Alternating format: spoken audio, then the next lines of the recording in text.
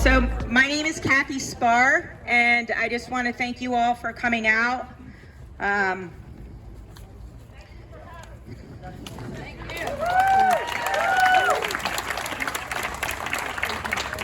So first off, make sure you're registered to vote. We have voter registration opportunities here today.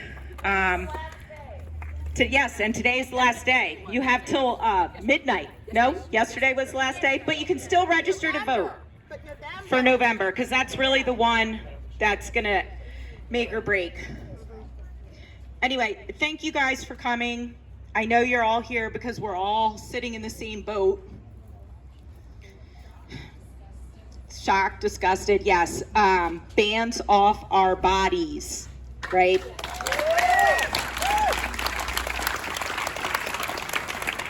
So we're going to start it off with Jodine from the League of Women Voters.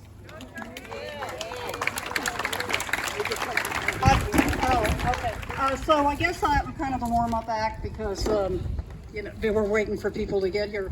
I'm waiting. I'm Jodine Mayberry from the Central Delaware County League of Women Voters, and I want to emphasize that the League has been supporting reproductive rights since the 1980s. We've taken part in every campaign there has been, and we're here with you now. We can't, because we are a nonpartisan organization, we cannot endorse any candidate or party, but we can tell you to vote, and there's going to be a whole bunch of people coming along behind me telling you who to vote for. This election is going to be existential. It really is. And we have to get more Democrats in the state houses, in the legislature, and in Congress. We have to do that. I didn't say that. Yeah. All right. I'm going to introduce Mary Gay Scanlon, our Congresswoman, and she's going to speak. Thank you everyone for coming out tonight. It is a measure of just how important this impending decision is. I think we've known it was coming. There's been a decades-long effort by the far right to take away American freedom.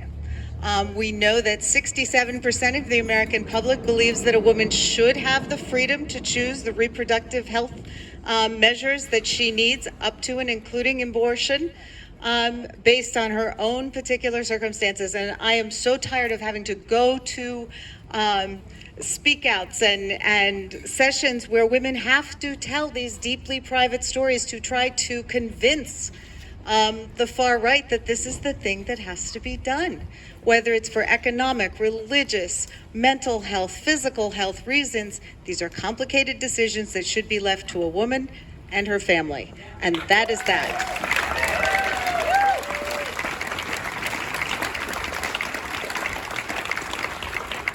So what this means, when this decision goes through between now and the beginning of July, it means that if you have a 10-year-old who's been a victim of incest and is pregnant, if you have a woman with an ectopic pregnancy that can threaten her life as well as that of the child, if you have a woman who's been raped and all the trauma that involves, they will now be subject in most of our states to a government-mandated pregnancy. And what does that mean? If there's a miscarriage, is there an investigation? If there is an effort to travel across state lines, do you get followed? Do we have more Texas-style laws where anybody can try to prosecute you or take your money? This is an outrage, and we need to take that outrage, and we need to organize. The far right, and particularly in recent years, the Republican Party, have been using reproductive health as a wedge issue. When this decision goes through, they own that issue, okay? And we need to show up at the polls and prove it to them. We need to vote for Democrats up and down the ballot. We need to vote for pro-choice candidates.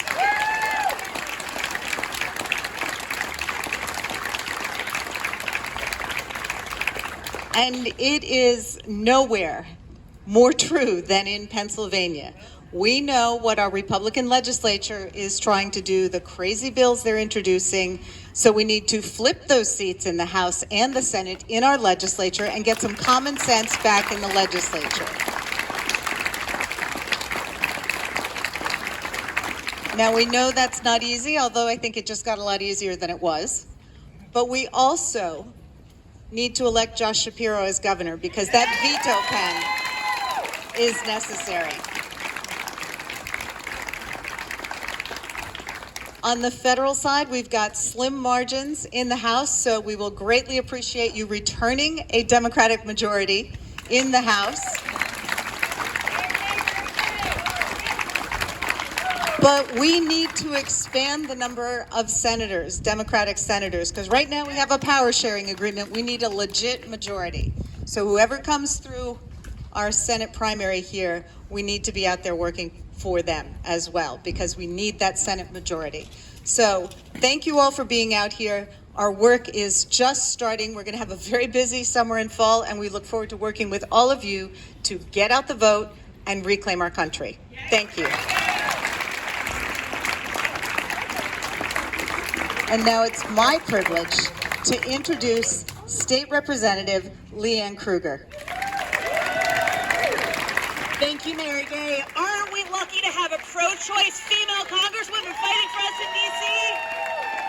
Let's send her back this year, folks. We need Mary Gay in Congress. Probably for longer than she wants to be, actually. I'm Leanne Kruger. I'm proud to represent the 161st District here in Delaware County. With your help, I flipped a seat 7 years ago, and we've got more seats to flip, folks. I want to recognize my male colleagues who are here in solidarity today. Mike Zabel, Representative, Senator John Payne, District Attorney Jack Stolzheimer. They are with us in this fight. I don't know about you, but I saw the news late last night and I was upset. We knew this was coming, right? We knew this was coming. We knew the moment that Donald Trump got to appoint 3 U.S. Supreme Court justices that it was only a matter of time. And it's not over yet. I was just on the phone with the state director for Planned Parenthood, and she wanted me to let you know that abortion is still legal in Pennsylvania today. Clinics are still operating in Pennsylvania today. I think there's been confusion because people woke up and saw the headlines and they thought it was over. Folks, it is not over. We have a fight to go. So if you need services, Planned Parenthood is here, and the reproductive justice providers that have been serving us in Pennsylvania for years are still working. They still need our support. In fact, they need our donations today more than they did yesterday. In Pennsylvania, my colleagues and I have fought abortion ban after abortion ban after abortion ban. Bills that mandate burial of fetal remains after a miscarriage. Bills that outlaw abortion if there is a fetal abnormality diagnosis. Bills introduced that would ban abortion after 6 weeks here in Pennsylvania, folks. And the only reason that those bills are not law right now is because Governor Wolf has vetoed them. So we need to make sure now more than ever that we have a pro-choice governor in Harrisburg come November. We need to elect Josh Shapiro. But right now in the state Senate, there is an effort to advance a constitutional amendment that the governor couldn't veto. The Pennsylvania State Senate has a bill that would change the Constitution to prevent any expansion of reproductive rights here in Pennsylvania. And even Josh Shapiro couldn't stop that one. So in November, we need to flip enough seats in the House to flip a chamber to stop it, because that is the only way to stop a constitutional amendment right now. There are 12 seats that Joe Biden won that are currently held by Republicans in the legislature. Our amazing leader, Joanna McClinton, fought for the fairest maps we've seen in 30 years. They actually give us a fair shot and a majority in Harrisburg. So here's what we need to do. In the 168th district, we need to send Lisa Borowski to Harrisburg. She needs to beat Chris Quinn this year. And in the 160th district, we need Kathy Spar to join us in Harrisburg. So this is not the end, but the fight is not over, and I'm going to turn this over to the next state representative in the 160th district, Kathy Spar.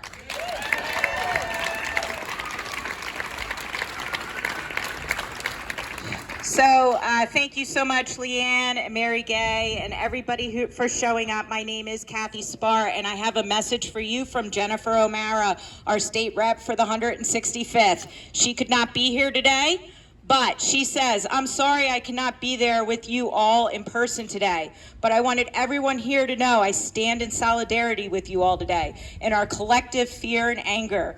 But I also join you in a collective resolve to stand up and fight back. We must do whatever we can to elect pro-choice candidates up and down the ballot this year. We have done it before. We have been winning seats in Delco since 2017. So now we must join together to elect candidates like Josh Shapiro, Kathy Spar, Lisa Borowski, Mary Gay Scanlon, and whoever wins the U.S. Senate primary, so we can protect our majority nationally and protect the governor as our last line of defense and take the House here in PA. We have to work hard in this election like our rights depend on it, because they do. Thank you again for showing up, and I vow to fight for you in Harrisburg every step of the way.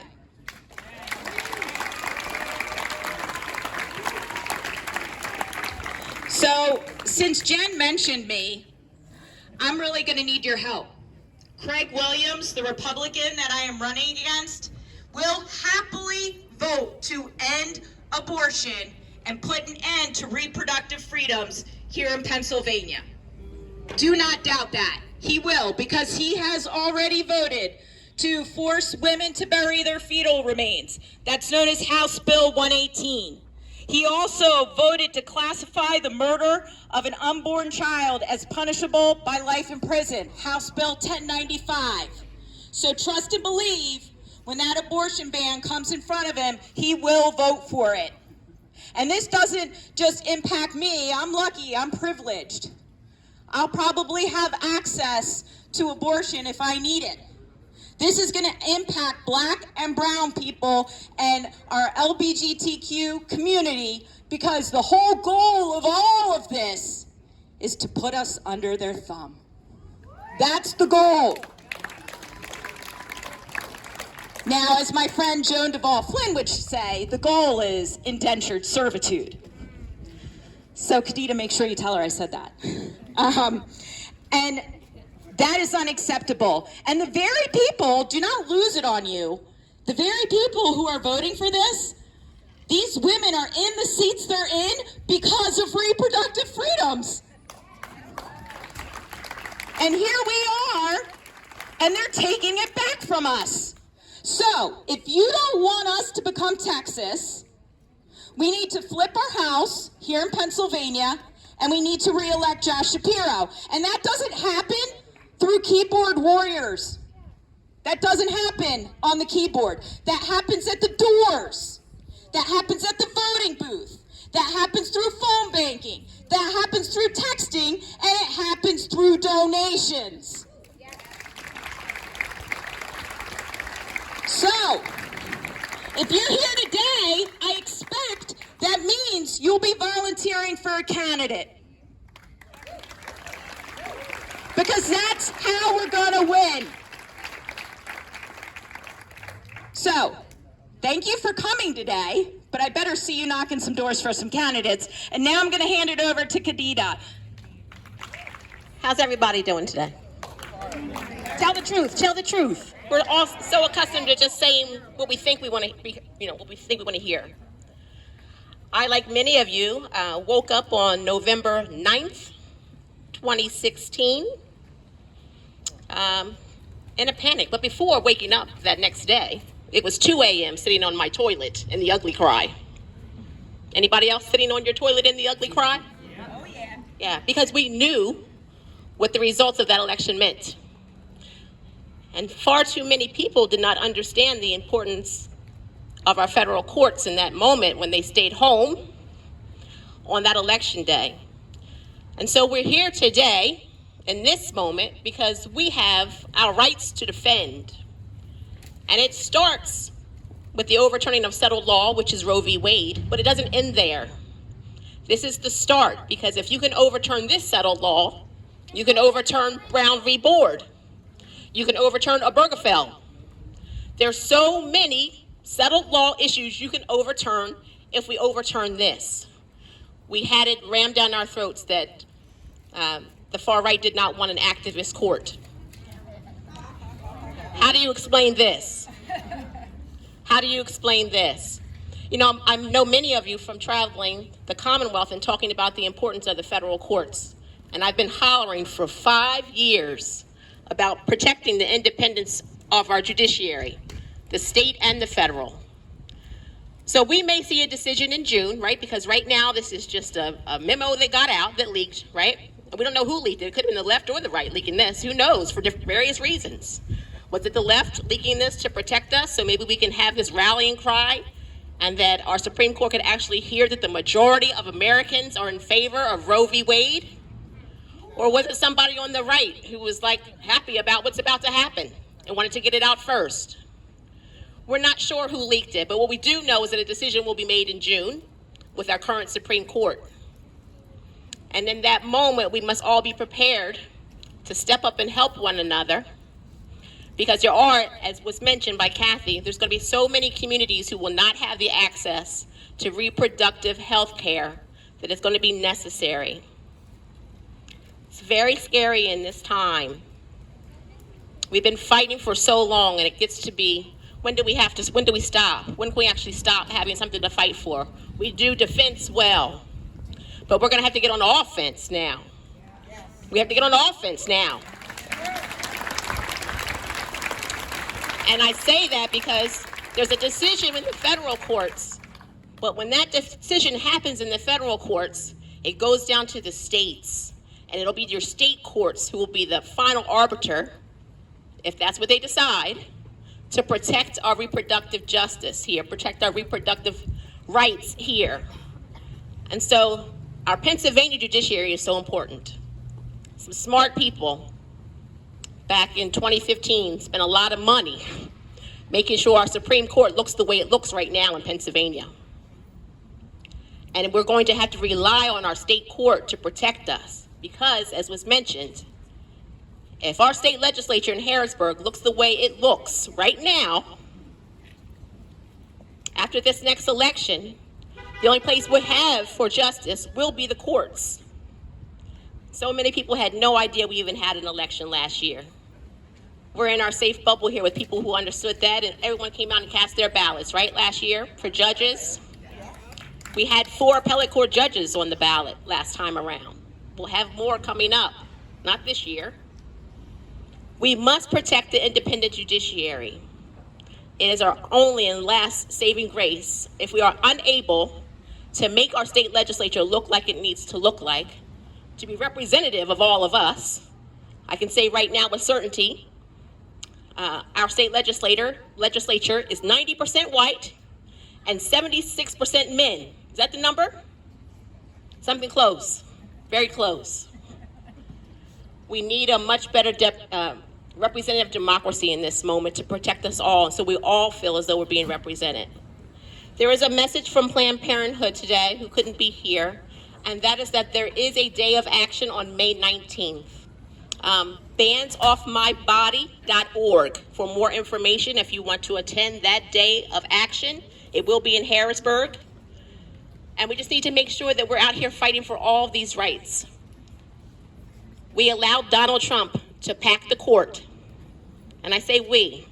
We allowed Donald Trump to pack the court with those 3 new Supreme Court justices that took that litmus test and answered it correctly. They knew what they were going to do. We knew what they were going to do. We all just had a celebration just this last month about Ketanji Brown Jackson, right? So don't we need more Ketanji Brown Jacksons on the Supreme Court in this moment?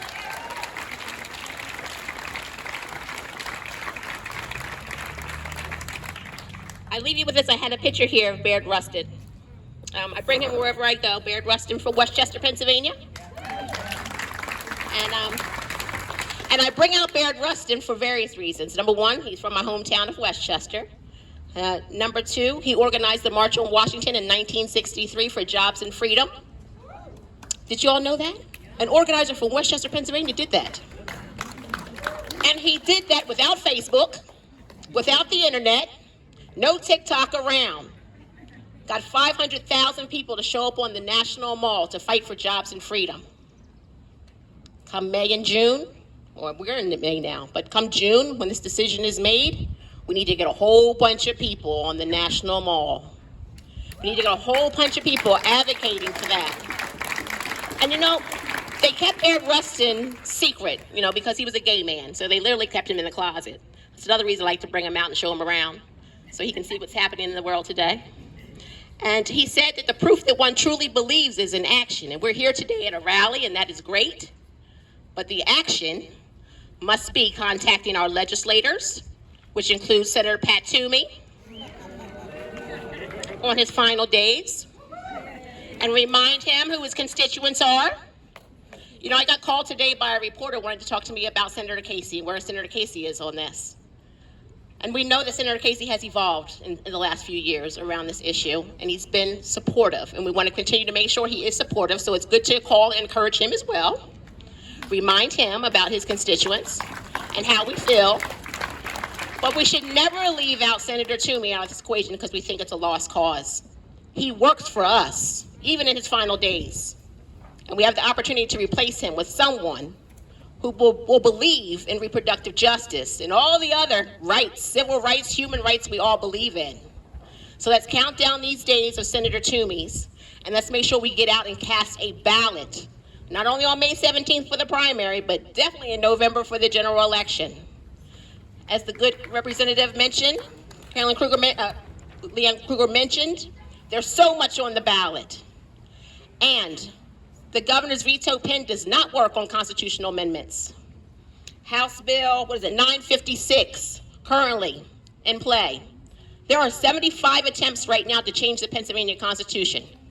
75 different bills right now to change the Pennsylvania Constitution. It hasn't been changed that much since we founded the damn thing.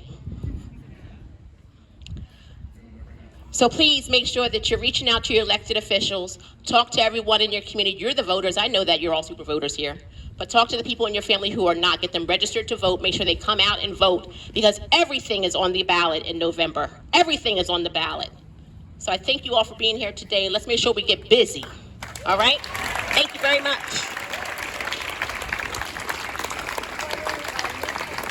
Isn't she? And I just want to say her friend Baird is having a tough time at Westchester School District right now. He's probably rolling over in his grave because they're trying to ban books and put in right-to-know requests about LGBTQ community members. So, which that's now in my district. So we have some conversations we need to have out there, don't we? Anyway, next up is Echo.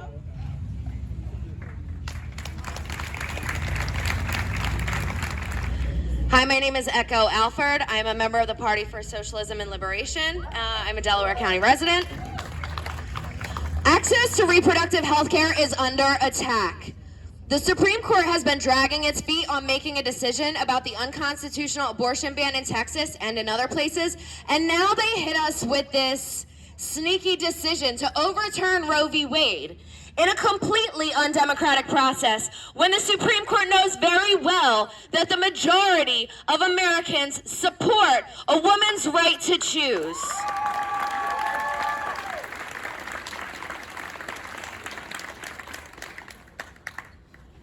The Supreme Court, before that, was dragging its feet on making a decision about the Mississippi abortion ban that completely defied Roe v. Wade. Mississippi's Gestational Age Act would ban almost all abortions after 15 weeks of pregnancy. And the problem is that if the Supreme Court overturns Roe v. Wade, it leaves it up to the states, right? Yes, it is important to vote in our states so that, the legislatures here can codify these rights per states. But as long as there is no codified abortion rights for women in this country, it is not enough. It's not enough. This needs to be a national issue. Reproductive rights should not be at the mercy of 9 individuals. Free and safe abortions must be legalized in the U.S. The United States' hostility towards abortion hurts working women the most. The Hyde Amendment continues to block Medicaid coverage of abortions, and restrictions on Title X funding has forced many affordable family planning clinics to stop providing abortions. Abortion bans are an attack on the rights of working class women and threaten to undo 50 years in progress on women's right in the United States. The evisceration of the child tax credit and parental leave legislation makes it clear that the capitalist legislators don't care about children or their parents. As wealth inequality and the cost of education skyrocket, working class families face enormous economic stress if they decide to have children. Access to abortion gives those who are pregnant the autonomy and the right to decide when starting a family is right for them. Our legislators have not taken action to protect our health or our futures, and we demand that they do so now. The Democratic Party controls the House, the Senate, and the White House. They have the power to pass the Women's Health Protection Act, which would protect a woman's right to decide to continue or end a pregnancy. It would protect abortion services and preempt any restrictions passed at the state level or by the Supreme Court to restrict a woman's right to abortion. But the Democrats would rather use this as a platform for re-election or debates. Then why have they not passed the Women's Health Protection Act? They have the power. They have the power to pass the Women's Reproductive Protection Act, and they have failed to do so at every term. They are using this as a platform for re-election, as a platform for debate, and it is women who are suffering, working class women who deserve the right to make these choices for themselves. To keep these rights, we need to organize.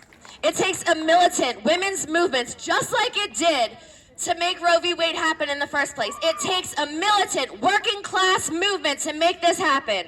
If you'd like to talk about joining that movement, please come talk to me after this. I'd love to take your contact information and talk about how we can fight every day, not just at the ballot box, every day in our communities to codify abortion rights into law for working class women everywhere. Thank you. Male elected representatives are standing by being allies, and they said they wanted to listen to the ladies and let the ladies run the show. So that's all we have for now, but I think the message is clear. What are you guys doing in May? Okay, and wait, what was that? What was that, Josh? Knocking doors, did I hear knocking doors? And what else? Phone banking, and what else? Okay, so we're good here, right? We know what our job is, because it doesn't happen in a vacuum. Each one of us are stewards of democracy here. It doesn't happen in a vacuum. So we have to get out there and do the work. And I'll see you guys on the streets knocking some doors, or I'll get on the phones with you, okay? All right, let's go. And what do we want? Bands off our what?